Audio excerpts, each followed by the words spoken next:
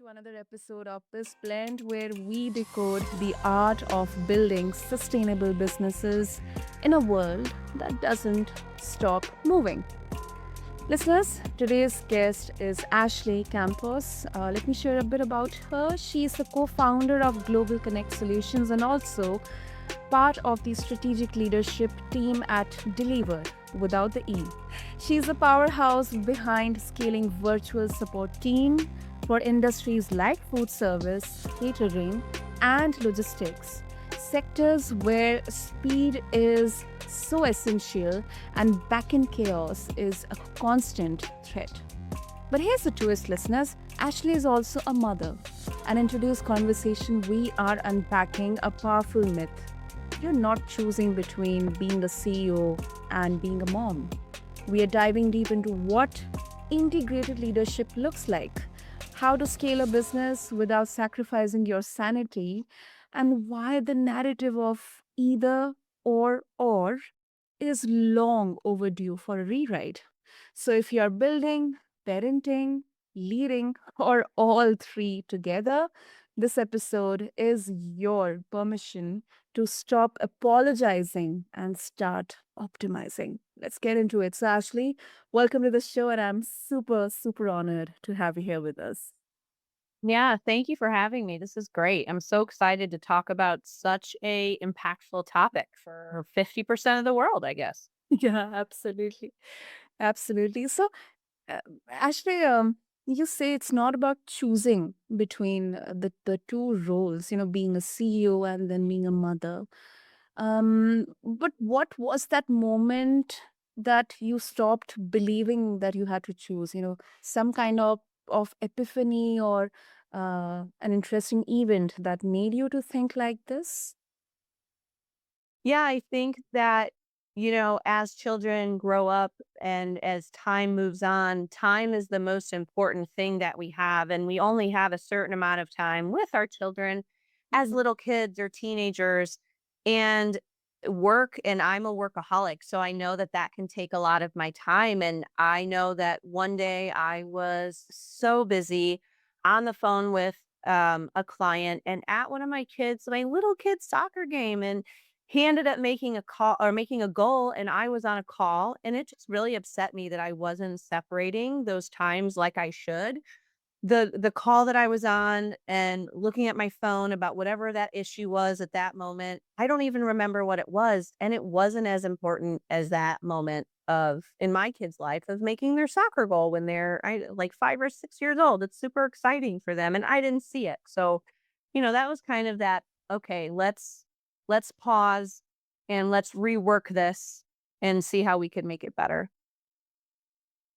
Yeah, it can be really terrible because later when you start to introspect, it's really a terrible feeling that you had to lose out on all those important moments or events that happened in your children's lives. And we know how fast they grow up and that's really a terrible Yes. feeling. I can definitely connect with that, although I haven't yet the opportunity to enjoy the bliss of parenthood, but I can still definitely connect. Yes. So, Ashley, and among founders, especially women founders, especially who are parenting, they feel like they need to compartmentalize their ambition. Was was there a turning point, when that integration became non-negotiable for you?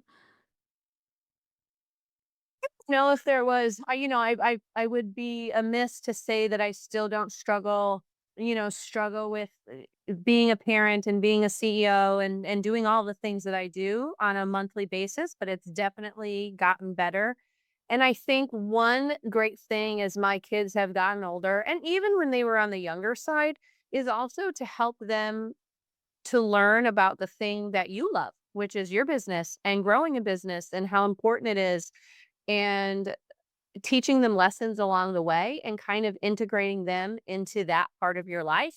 A lot of us are lucky enough where we work from home, and whether the kids are there in the afternoon and they can help or during the day if they were school kids and, school aged or not going to school, I should say. And, just even helping shredding some paper or giving them something to work on and just kind of integrating everything. But Uh, I I do think as a woman, and I am, I would say, more traditional in our family structure of being I like to cook and I like to be with the kids and I want to have a kick butt career and I want to have it all. So it is a tough balance for sure. And it's always something to think about. it is. It is. I mean, I would love to know how you manage that because I mean, it can be really, really such a slippery slope in there, especially because you want to balance both the ends. Do you think, Ashley, that it is possible to balance, or it can be messy, but then you also need that super sharp focus? If you're cooking, then you are cooking. If you're working, you are just working. I mean, how exactly do you harmonize everything? I think that it is possible to balance, but you're not always balancing everything the same all the time. There will be nights when I'm not with my kids because I do need to get something done or there is an important deadline that I need to meet. And they understand that and they appreciate it. And will now, as they're older, my eldest is 15 and my youngest is 10.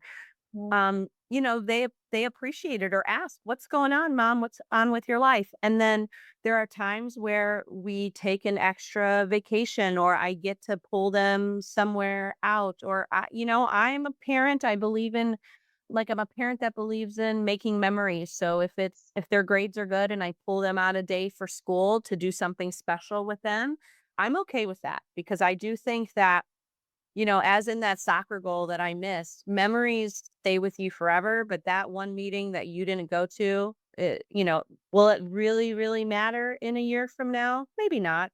But I bet you that day that you took and did a city trip with your kid just to walk around and go have lunch, they'll remember that. And so will you for a long time. So while it might not always be balanced every day, there's moments and making sure that it balances out in the long run as I think is important. And also giving yourself grace. My God, we're so hard on ourselves that if it wasn't perfect today, then you're doing a bad job, but you're not. Yeah, that is so true. That is so true. It's really great that you brought that into this conversation because especially with women, we are so judgmental about ourselves. We always keep on apologizing, saying sorry to others. I couldn't do that. I couldn't do this. That is so important to give yourself grace and having that sense of self compassion. Um, and because you cannot pour from an empty vessel.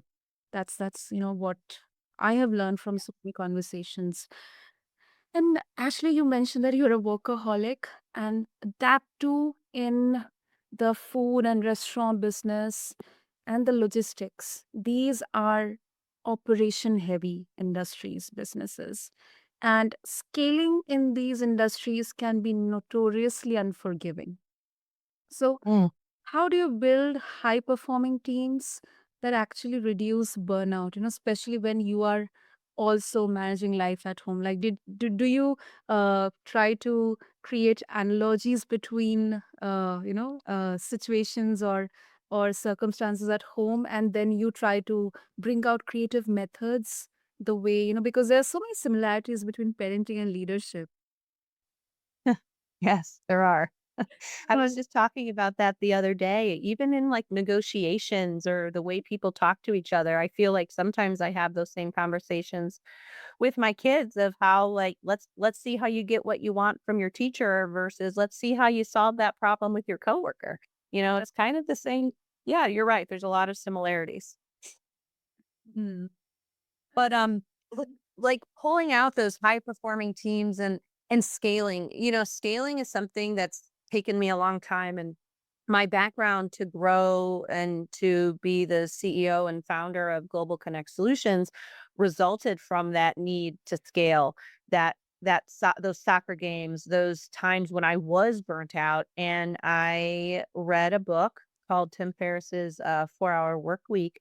And in that book, he talks about getting virtual assistants. And I said, well, this is great. This is something I could use. But on the other side of me, I'm very type A and controlling, and I want to know how everything is working, especially as you're growing a business, that it was hard for me to give up that control. But I found a VA that worked for me, and it was life changing. I was able to give away those things that were on the bottom of my to do list that never seemed to get done, but always kept me up thinking about the fact that I needed to do them. And, I started talking to other people, networking with others at events and, just kind of having casual conversations and talking about VAs and how great it's been. And people started asking me if I could do and help them with their VA. And this is how the Global Connect brand got its roots, was in helping other entrepreneurs. And we've scaled to over 100 people, 100 assistants, whether it's executive assistants or marketing. But having those people that are available to help you, even if it's just part time for a few hours a week as you're getting started, is so important. And not thinking that you have to do it all, but being able to give it away, whether it's to a virtual assistant or a part time person that comes and helps you in your office or whatever it is. I fully believe in kind of staffing for the sales that you want or for the business that you want and not that you have currently, as long as it's affordable and within reason. Because if you're only staffing for what you have now, you have no leeway to grow. And then you also increase that chance of burnout amongst yourself and all of the other people working with you. Mm. Well, that definitely makes sense.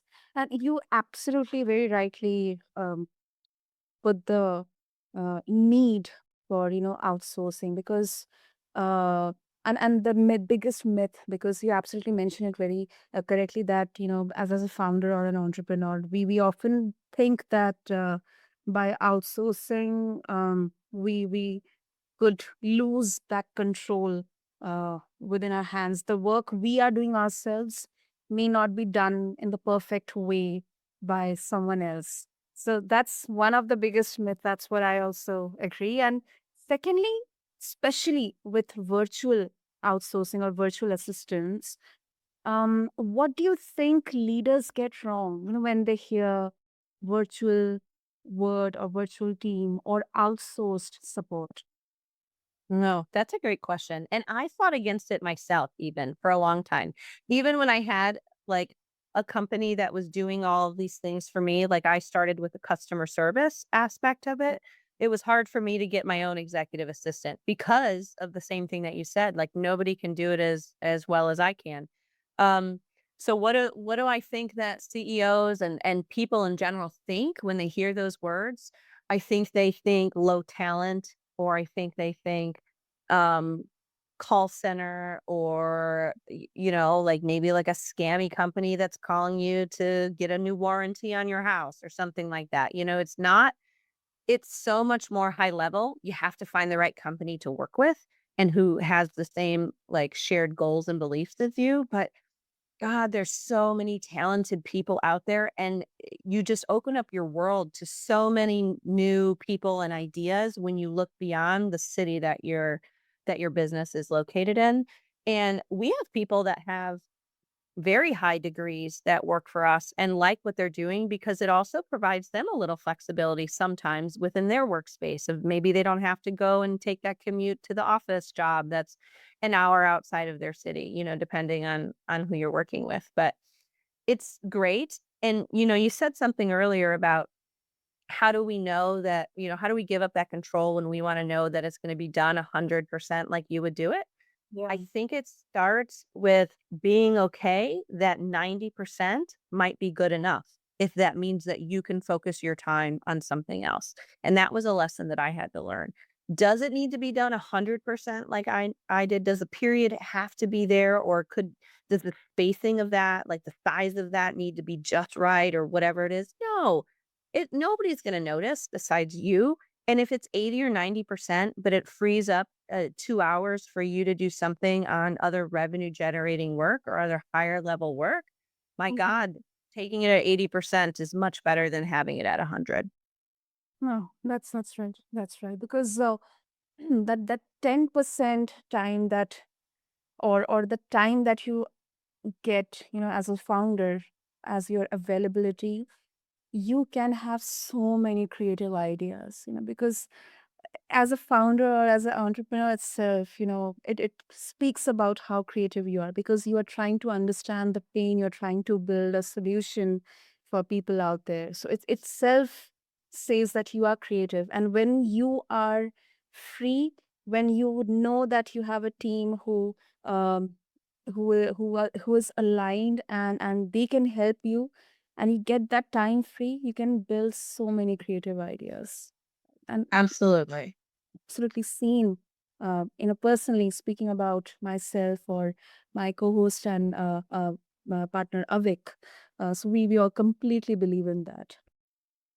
And actually, looking at your entire journey, um, and working as a CEO and then being a mom, how do you personally define success now?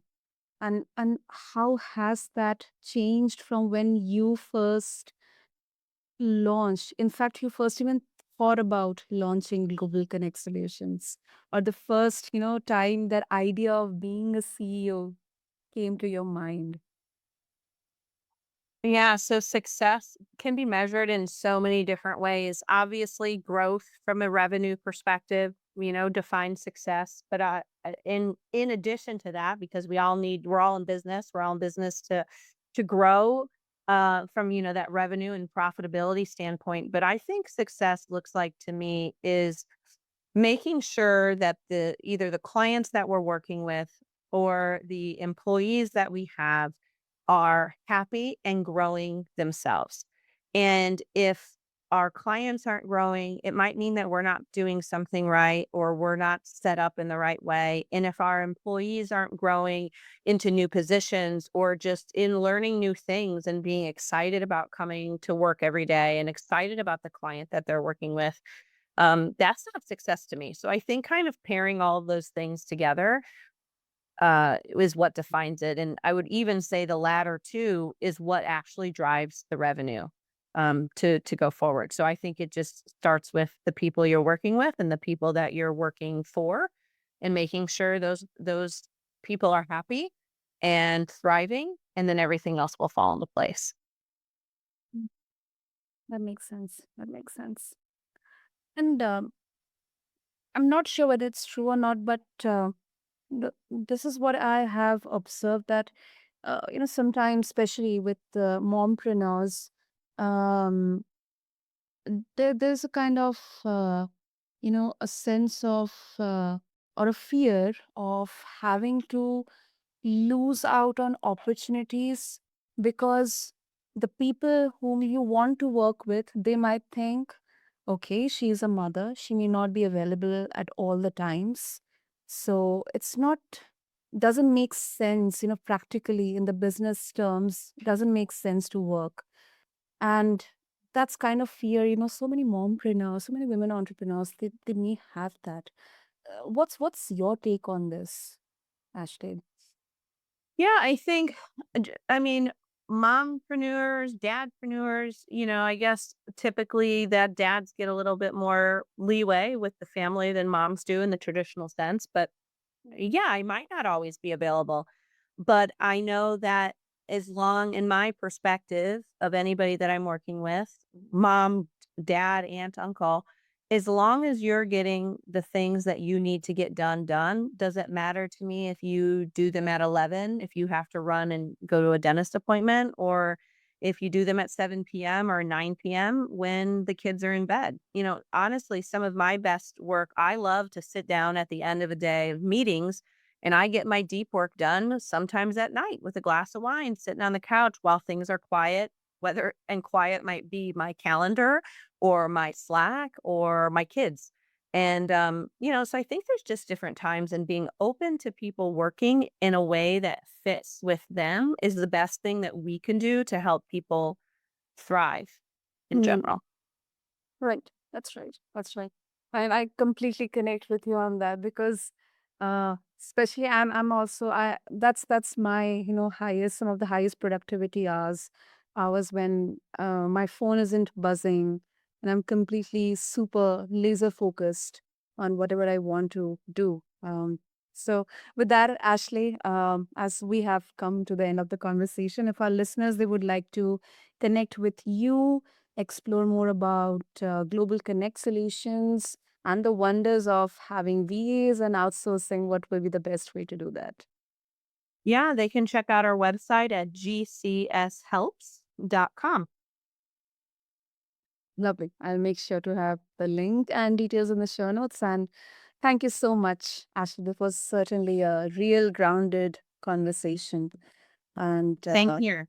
yeah, and this conversation, I guess, it can serve as a great reminder that scaling a business and nurturing a family, they aren't conflicting goals. They are parallel paths that demand grace, structure, and bold honesty as well. So, with that, to all the listeners, if you are building something big and raising someone even bigger, this episode is your sign that you're not crazy. You are just courageous. Be sure to check out GCC Global Connect Solutions. And especially if you're in the food, service, or logistics, or you just need smarter support for your growing business. Until next time, this is Biz Blend, where leadership and life come together. Thank you.